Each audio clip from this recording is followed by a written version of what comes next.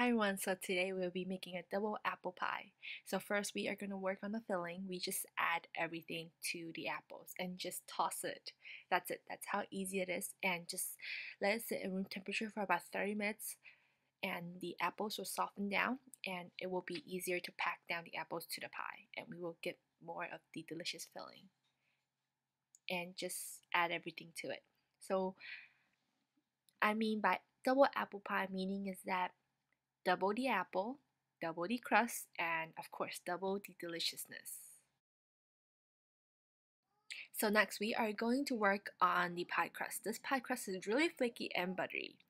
And we are going to work with the flour first. Just add a flour to a big bowl and add the sugar and salt and just mix it around. And we are going to cut the butter to the flour. Just cut it in. Just use a fork or a pastry blender if you have one and just mix it, kind of like press down the butter to the flour until you see like you don't see any flour anymore and it's just small little chunks of butter with flour, and just add in the milk and egg yolk mixture and just mix it around until you form a dough.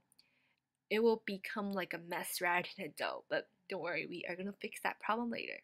And just kind of mix it around until you get something like this, and just use a plastic wrap and cover it and put it in the refrigerator for about 30 minutes to an hour.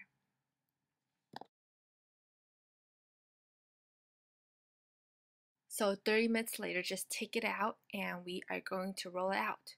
But we are going to save about quarter of the pie crust for the topping that we are going to prepare later. And just save that part. And just grab some table flour and just roll it out.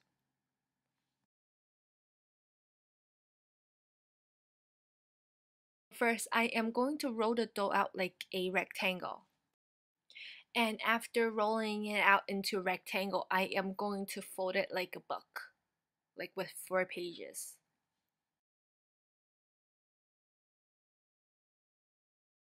And after I'm done with that, I'm gonna put it in the refrigerator to let it relax for a good 15 minutes, and just take it out again and roll it out into another rectangle and just fold it like in thirds this time. We're not gonna fold it into 4 pages, we're gonna fold it in 3 pages this time.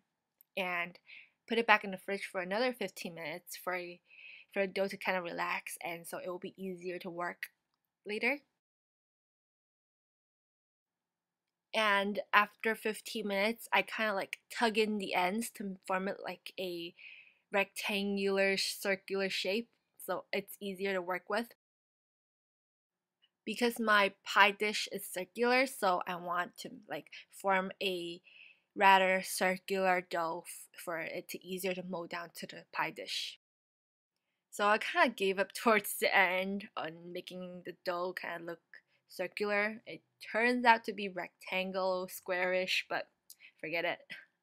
And kind of just use a rolling pin to help you roll the dough onto the pie dish. And kind of just like tug the dough into the dish like this. And try to not tug the dough too much or else it's gonna shrink. And you will see later that I kind of tugged the dough, so it kind of shrank when it's baking.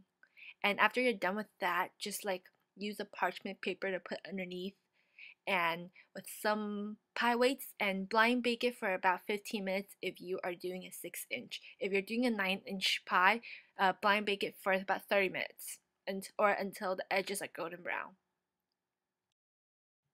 So while the pie dough is blind baking, remember the piece that we saved at first? I am going to form it into like a square shape and just roll it out into like thin strips so we can top the dough out, and just kind of measure it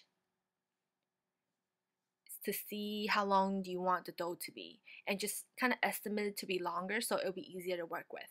And after the dough is done baking, like blind bake, and we are going to pack it in with apples and just kind of do your topping to whatever shape you like. I'm just kind of do little decorations. Don't have to trim off the sides right now. You want to make sure that it doesn't shrink, so you're gonna cut the sides that are hanging off later, so it's gonna be nice and pretty. And you want to brush the top with some egg wash, and if you want to, you can top it off with some raw sugar like I'm using, so it will give a nice crunch on top of the crispy and flaky dough. The baking temperature for this pie is 350, and after you're done blind baking it, bake it for another 30 minutes in the oven until it is bubbly and the top is golden brown. So I trimmed off the sides using a scissor, and look at how flaky it is.